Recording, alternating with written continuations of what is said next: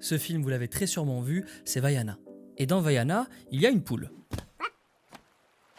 Et pour les vrais fans de Disney qui ouvrent des cartes Lorcana c'est le jeu de cartes de Disney, vous serez peut-être tombé sur celle-ci. Hop, le focus, voilà, c'est le poulet dans Vaiana, Hey Hey. Mais checkez l'allure qu'il a sur cette carte, c'est pas juste un poulet. Cette carte, l'illustration de cette carte vient appuyer une théorie. Hey Hey est un demi-dieu. Alors, dès le début du film, quand on voit Vaiana enfant, on peut remarquer que Hey Hey est déjà présent dans sa vie. Et une fois Vaiana plus grande, il est toujours là. Un poulet, ça vit entre 5 et 10 ans, pas plus. Alors pourquoi lui, il a pas bougé, pas de calvasse, rien? Ah, et pour vivre aussi, il a besoin de manger. Mais lui, non, vas-y, il mange pas, il mange des cailloux. Et alors le pire, c'est ça, quand Maui lui donne des graines à manger, il picore à côté. Mais c'est pas parce qu'il est débile, non. Il sait pas manger parce qu'il n'a jamais eu besoin de le faire. Parce qu'un demi-dieu, ça n'a pas besoin de manger. Et ça survit à tout. La pirogue, elle se retourne en mer, il survit. Quand ils se font attaquer par les Kakamora, les pirates noix de coco, il survit aussi.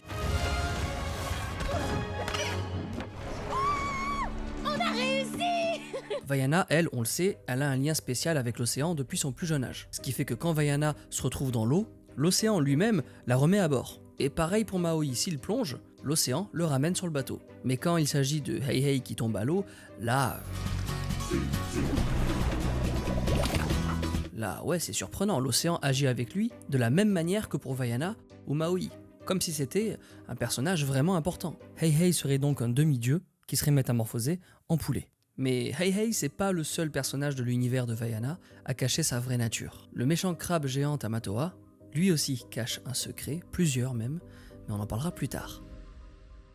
Restons dans l'eau pour vous parler de Oli. Oli, c'est une marque innovante qui révolutionne les iced tea et les boissons énergisantes. D'abord avec son engagement envers votre santé et l'environnement, mais aussi et surtout avec ce concept ingénieux de petits sachets à diluer dans l'eau pour créer votre boisson. Oli propose 3 gammes iced tea, énergie et sportive hydratation. Alors comment ça marche? Vous versez votre sachet dans le shaker, qui est d'ailleurs offert si vous prenez un pot. Les pots ils ressemblent à ça.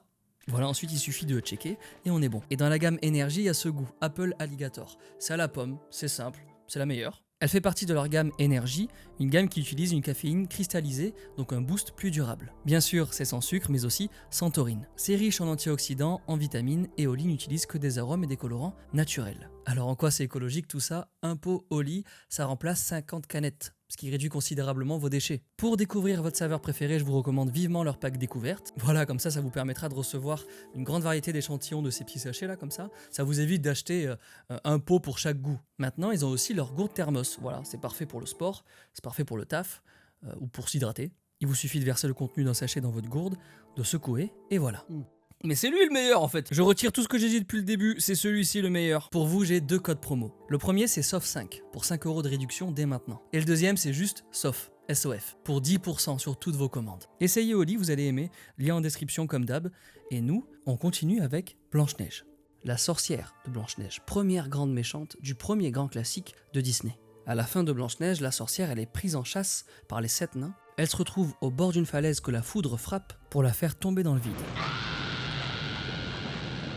Et ça, c'est la dernière image qu'on a de la sorcière. Jusqu'à ce qu'elle revienne dans le monde de Disney, sous les traits de Gothel, la femme qui élève et retient prisonnière Réponse. Donc en gros, Gothel dans Réponse, c'est la sorcière dans Blanche-Neige, c'est ça la théorie. Déjà physiquement, ça marche, qu'elle soit vieille ou plus jeune, ça fonctionne. Les deux portent la même tenue, une cape noire avec une capuche. Les deux ont les mêmes yeux, la même couleur de cheveux, les mêmes sourcils arqués, vas-y ça marche. Miroir magique au mur, qui a beauté parfaite et pure? Les deux sont obsédés par leur apparence. Dans Blanche-Neige, la sorcière elle est obsédée par sa beauté. Et Gothel, quant à elle, c'est sa jeunesse qu'elle cherche à tout prix à préserver. Blanche-Neige, ça se passe en Allemagne. Et Réponse, en Allemagne. Mais ce qui est troublant, c'est que dans Blanche-Neige, la sorcière finit par tomber d'une falaise. Et ce serait donc au pied de cette même falaise qu'on la retrouve dans Réponse. Dans les deux films, elle utilise la même arme, un poignard. Alors, pas de la même manière. Et là, mon fidèle et loyal serviteur, tu la tueras. Dans Blanche-Neige, la sorcière envoie un chasseur pour la poignarder. Et dans Réponse, Gothel, elle a aussi un poignard qu'elle utilise pour tuer Flynn Rider. Et il y a un autre petit détail qui vient appuyer cette théorie, c'est cet easter egg. Dans la tour où Gothel, ou la méchante sorcière, appelez-la comme vous voulez, c'est la même personne, enfin là où elle élève Réponse, on peut noter juste ici la présence d'une pomme rouge. Allons, prends la pomme, chérie, et fais un vœu. En référence à la pomme empoisonnée qu'elle a offert auparavant à Blanche-Neige. Mais la sorcière de Blanche-Neige, c'est pas la seule méchante de Disney qui s'est, entre guillemets, réincarnée. Il y a un sacré bail autour de Ursula aussi, mais on en reparle plus tard. Avant ça, il faut qu'on aborde une théorie très populaire, on va parler français maintenant. Est-ce que Tarzan, c'est bien le frère d'Anna et Elsa? Dans La Reine des Neiges, on apprend que les parents meurent lors d'un naufrage. Mais la théorie, elle dit que dans Tarzan, on verrait les parents de Anna et Elsa survivre à ce naufrage. Et ils seraient parvenus à rejoindre un rivage. Et c'est ce que Chris Buck, le réalisateur de Tarzan et de La Reine des Neiges, confirme. C'est bien la suite des parents de la Reine des Neiges qu'on voit dans Tarzan. Le roi et la reine d'Arendelle ont finalement un bébé et se construisent une cabane dans les arbres. Le bébé, c'est Tarzan, et Tarzan sera recueilli par les gorilles après que les parents se soient fait attaquer par un léopard. Et cette théorie fait donc de Tarzan le frère de Anna et d'Elsa. C'est une théorie très populaire, mais qui ne marche pas. Déjà, les parents de Anna et Elsa et les parents de Tarzan, ils se ressemblent vite fait. Et puis quand le roi et la reine d'Arendelle partent en bateau, on peut voir que la reine, elle est pas enceinte, ok. Alors que dans Tarzan, au moment de ce fameux naufrage, Tarzan est déjà né. Et vu que le voyage des parents de Anna et Elsa ne devait durer que 2 semaines... 2 semaines sans vous? Tout se passera bien, rassure-toi. La reine, quand elle monte sur le bateau, elle est censée être enceinte, et c'est pas le cas. Et en plus, alors on n'a pas les dates de la Reine des Neiges, mais on sait que ça se déroule vers le milieu du 19e siècle, mais ce qui est sûr, c'est que ça n'est pas la même époque. Parce que Tarzan, ça se déroule en 1910, alors comment on sait? On le sait grâce à ça. Dans cette séquence, Tarzan et Jane contemplent le ciel étoilé, et ils observent la comète Halley, qui a eu lieu en 1910. Et géographiquement, ça colle pas non plus. Les parents de Anna et Elsa se rendaient en Allemagne, au mariage de réponse. Oui, ça aussi, c'est une petite théorie, mais qui tient la route, et qu'on a déjà exploré dans la première vidéo sur les théories de Disney. Je vous invite à aller la voir. Et l'Allemagne, c'est loin de là où se déroule Tarzan. Dans Tarzan, on peut y voir Jane noter là où elle se trouve dans son carnet de croquis. Et c'est pas l'Allemagne, c'est même pas l'Europe. C'est l'Afrique de l'Est, East Africa. On peut le voir juste là. Et puis en vérité, dans La Reine des Neiges 2, on nous apprend que le naufrage a eu lieu, et que les parents y ont laissé leur vie. Voilà. Maintenant, est-ce que c'est le capitaine Crochet de Peter Pan qui a tué la mère d'Ariel, la petite sirène? Oui, parce que dès le début de la petite sirène, on apprend que la mère d'Ariel est absente. Alors, rien de nouveau, la maman absente chez Disney, c'est un classique. Mais nous, tu connais, on veut plus d'explications. Et pour en avoir, il faut regarder le film Le secret de la petite sirène, c'est le 3e opus. C'est un film sorti qu'en DVD. Et en gros, ce film, La Petite Sirène 3, il revient sur le passé de Ariel, quand sa mère était encore présente. Sa mère, c'était la reine Athéna. Et donc la reine Athéna et le roi Triton, ils passent du bon temps avec leurs 7 filles, et d'un coup ils sont attaqués par des pirates. Et c'est lors de cette attaque dans La Petite Sirène 3 que Athéna meurt.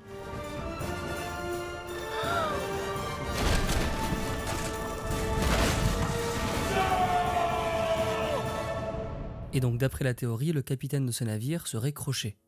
Dans Disney, l'autre univers où on retrouve des pirates et des sirènes, c'est celui de Peter Pan. À un moment dans Peter Pan, on le voit rendre visite à un groupe de sirènes qui habitent le pays imaginaire. Bonjour les filles. Parmi ce groupe de sirènes, il y en a une qui ressemble énormément à Athéna. Bonjour, Peter. Les cheveux roux, la queue bleutée, j'ai juré c'est Athéna. Alors maintenant, pourquoi elle serait la cible de Capitaine Crochet? Déjà, il déteste tout ce qui est lié au pays imaginaire. Il ne vous a tranché la main que pour vous faire une petite blague, voilà tout. Oui, mais l'a jeté en pâture au crocodile. Et il déteste encore plus tout ce qui est lié à Peter Pan, depuis qu'il lui a coupé la main pour la donner à manger au crocodile. Et les sirènes, elles sont proches de Peter Pan. Et donc ça donne une première raison à Crochet de les attaquer. Mais alors pourquoi cette sirène en particulier? Pourquoi Athéna? Parce que c'est une connasse. Pardon, j'explique. Parce que quand Peter Pan propose de raconter l'histoire de la main coupée de Capitaine Crochet, écoutez ce que répond la supposée jeune Athéna. Je peux vous raconter comment j'ai coupé la main de Crochet avant de la jeter au crocodile? Oh oui, moi j'ai toujours aimé cette histoire. Et oui, et voilà. Elle est pas cool du point de vue de Crochet. Alors d'après la théorie, Athéna aurait quitté donc le pays imaginaire pour devenir la mère de Ariel. Crochet, pareil, il quitte le pays imaginaire. Attendez-nous, capitaine, capitaine. Mais il continuerait de traquer tout ce qui est lié de près ou de loin à Peter Pan, jusqu'à tomber sur cette famille de sirènes, dont fait partie cette rousse à la queue bleutée qui s'était moquée de lui. Ce serait donc Crochet qui serait le capitaine de ce navire. Mais c'est qui le pire entre le capitaine Crochet et le génie d'Aladin? Parce que lui, mon gars, c'est un escroc. Le génie d'Aladin doit encore un vœu à Aladin, c'est ça la théorie. Alors au début du film, Aladdin trouve la lampe et rencontre le génie, qui lui annonce avoir droit à 3 vœux. Oh, attends. Tu exauces les souhaits. 3 pour être précis. Son premier vœu, c'est celui de devenir prince. Génie, je souhaite que tu fasses de moi un prince. Super. Le génie lui offre alors les richesses et la tenue d'un prince. Mais l'habit ne fait pas le moine. En vérité, là, Aladdin, il n'a ni royaume, ni de sang royal qui coule dans ses veines, pas d'héritage, rien. C'est pas du tout devenu un prince. Quand Aladdin devient réellement un prince à la fin de l'histoire, le génie n'y est pour rien. En vérité, le titre de prince lui revient quand à la fin, il épouse Jasmine, la fille du sultan, la princesse. Et c'est juste après que le sultan ait changé la loi pour que les non-princes puissent épouser la princesse. Je décrète qu'à dater de ce jour, la princesse aura le droit d'épouser l'homme qu'elle estimera digne d'elle. Ce qui prouve bien que Aladdin n'est jamais devenu un prince. À quoi ça servirait de changer la loi sinon? Alors maintenant, faut savoir un truc, dans les contes traditionnels des Mille et une nuits, les génies sont réputés pour être malicieux, sournois, ils jouent sur les mots. En suivant cette logique, le génie a consciemment détourné les mots de Aladdin, en les interprétant un petit peu comme bon lui semble. En fait, il a fait de Aladdin un prince, mais sans royaume. Par contre, il a bien du sang royal, mais pas d'un vrai roi. Dans le 3e film de Aladdin, Aladdin et le roi des voleurs, comme La Petite Sirène 3, c'est un film qui est sorti directement en DVD, dans ce film, on y apprend que Aladdin est le fils de Cassim, le roi des voleurs. Mon père est donc le roi des voleurs. Le même sang coule dans nos veines, c'est comme ça. Ce qui fait de Aladdin un prince. Donc au moment où Aladdin a souhaité au génie de devenir un prince, le génie aurait fait du père de Aladdin le roi des voleurs pour que Aladdin devienne un prince. Mais oh, c'est un escroc, c'est tout, même le 2e vœu il est bancal. Après avoir été capturé, ligoté et jeté à l'eau par Jafar, Aladdin prononce son 2e vœu, celui d'être sauvé de la noyade. Il faut que tu dises, génie, je veux que tu me sauves la vie. Compris? Vas-y, je t'en prie, Aladdin. Je prends ça pour un oui. À Skip, d'après le génie, il a prononcé son vœu. Mais la vérité, c'est qu'il n'a rien dit. Donc en fait, la théorie, elle est pire que ça. Le génie ne doit pas un vœu, il doit 2 vœux à Aladdin. Le premier, c'est pas un vrai prince, et le second, il ne l'a jamais souhaité. Le seul vœu qu'il exauce, et attention, celui-là, il le fait très bien, mon pote, il n'y a pas d'entourloupe, il fait ça dans les règles de l'art. C'est le dernier vœu, bien sûr. Génie, tu es libre. Me libérer, pas de soucis, c'est comme si c'était déjà fait, garantie, assurée, toast pour les 2 autres. Mais je vais en reparler du génie, j'en ai pas encore fini avec toi, mon pote. Et nous, on continue avec la Reine des Neiges. Alors, cette théorie, elle se découpe en plusieurs parties. La première, c'est celle comme quoi Hans n'est pas le vrai méchant de l'histoire. Déjà, il a pas de chanson solo, et la chanson du méchant chez Disney, c'est un grand classique, ça permet au méchant d'exposer son plan machiavélique. Scar, Ursula, Tamatoa, Gothel, Jafar, ils ont tous une chanson solo où ils exposent leur plan diabolique, mais Hans, non. Enfin si, il en a une, et sa chanson c'est L'amour est un cadeau. C'est pas un titre de chanson très méchant quoi. Amour est si évident. Oh non, arrête Hans, tu me fais peur. Et en plus cette chanson elle est pas en solo, il la chante avec Anna. Et puis au-delà de ça, Hans il est amoureux. Oui parce que si Hans n'était pas vraiment amoureux de Anna, alors pourquoi il la regarderait comme ça? Alors que Anna n'est même plus là. Il n'y a pas besoin de jouer la comédie, elle est partie. Et ce qui est troublant, c'est qu'il a plusieurs fois eu l'occasion dans le film de s'emparer du pouvoir, mais il ne le fait jamais. Anna, elle laisse Hans à la tête du royaume pour partir à la recherche de sa sœur. Et donc Hans, au lieu d'en profiter pour s'imposer coup d'état ou je sais pas moi, dissolution, il fait rien, il gouverne avec bienveillance. Le peuple d'Arendelle n'oubliera jamais ce que vous faites, Votre Altesse. Le château est ouvert. Merci. On y sert de la soupe et des boissons chaudes dans le grand salon. Plus tard, quand le cheval d'Anna revient sans elle, son réflexe, c'est de partir à sa recherche. J'ai besoin de volontaires avec moi pour partir à sa recherche. Pendant son expédition, il trouve le palais de glace que s'est construit Elsa. Et là, il prévient ses soldats comme quoi il ne faut faire aucun mal à la reine. Soyez sur vos gardes, mais surtout ne faites aucun mal à la reine. Mais de là à intervenir pour la sauver d'un tir d'arbalète... Si ses véritables intentions sont de régner sur le royaume, sauver la reine, c'est pas une bonne idée, c'est bête, c'est contre-productif. Bon voilà, vous avez compris cette partie de la théorie, Hans n'est pas un méchant. Jusqu'à ce que soudainement... Oh Anna, si seulement quelqu'un était vraiment amoureux de vous. Quoi? Alors, c'est quoi ce bordel? Ce changement de comportement trop soudain, c'est trop contradictoire avec tout ce qu'il était avant. On entre donc dans la seconde partie de cette théorie. Hans s'est fait manipuler par un groupe. Et ce groupe, c'est celui des trolls. C'est le roi. On découvre les trolls quand le roi amène sa fille Anna pour s'y faire soigner. Et quand le père consulte les livres avant d'aller voir les trolls, observez bien comment ils sont représentés. t'as un troll au-dessus d'un cadavre de roi décédé, wesh, c'est Game of Thrones ou quoi? Bon alors du coup, la petite famille royale, elle se rend chez les trolls, et regardez ce que le chef lui fait. Je recommande de retirer toute la magie, y compris les souvenirs de magie. Il lui retire ses souvenirs liés à la magie. Donc ça veut dire que les trolls sont aussi capables d'altérer la mémoire. Alors est-ce que ça ne serait pas eux qui sont à l'origine du changement de comportement de Hans? En tout cas c'est possible grâce à leur pouvoir. Et, en plus de leur pouvoir, ils ont un plan qu'ils exposent pendant leur chanson dans le film. Vous allez voir. Alors Anna, elle rencontre ce type là, Christophe. Et Christophe va la ramener chez les trolls. Et Christophe, il les connaît très bien. Il a été élevé par eux, c'est sa famille adoptive. Oh, deux petits anges. Oh, je vais vous garder, vous deux. Et quand Christophe il ramène une meuf, bon alors là, les trolls ils sont hyper heureux. Il a amené une fille. Mais, ils se rendent compte que Anna a déjà quelqu'un. Elle a déjà quelqu'un, cette jeune fille est fiancée. Et ouais, elle est fiancée à Hans. Et alors là, chez les trolls, l'ambiance elle change. Écoutez les paroles, je vous mets un extrait très court. Débarrassons-nous du fiancé et là tout sera réglé. Débarrassons-nous du fiancé et tout sera réglé. Wesh. La théorie, elle dit donc que le plan des trolls, c'est de se débarrasser de Hans pour qu'il laisse sa place à Christophe, le fils adoptif quoi. Alors très bien, c'est un super plan, mais comment on le met en place? Parce que Hans, c'est un véritable obstacle. Hans, il est vraiment amoureux. Alors la théorie, elle raconte comme quoi les trolls ont été obligés de l'ensorceler. Lui ont retiré des souvenirs et tout l'amour qu'il avait pour Anna. Toute l'histoire d'amour là, elle a été cut au montage. Et alors là, le plan des trolls se réalise enfin. Une fois débarrassé de Hans, Christophe, l'enfant élevé par les trolls, peut enfin prendre le cœur de Anna et se marier avec elle. Victoire. Bon allez, cette fois, cette théorie, elle est 100% vraie. 100%. Je suis un peu trop sûr de moi, ça reste une théorie, mais elle est bien rodée. Alors il y a un personnage, un méchant, dans Vaiana, dont on doit parler. Il s'appelle Tamatoa et c'est un crabe de cocotier géant. On sait pas grand chose sur lui, mais ce qu'on sait, c'est qu'il est lié à la petite sirène. Déjà dans la culture polynésienne, qui est au cœur du film Vaiana, il y a ce terme, Tao Tao Mona. Bon déjà ce mot qui ressemble à Tamatoa, c'est un mot qui désigne la réincarnation des géants. Et les esprits de ces géants maléfiques se réincarnaient en quoi? En crabes de cocotier.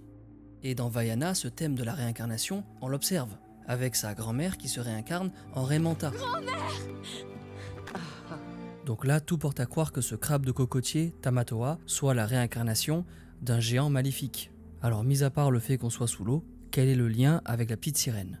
En réalité, Tamatoa pourrait être la réincarnation de Ursula. À la fin de la petite sirène, Ursula, elle devient géante avant de mourir. Et son esprit de géant maléfique pourrait donc se réincarner en crabe de cocotier.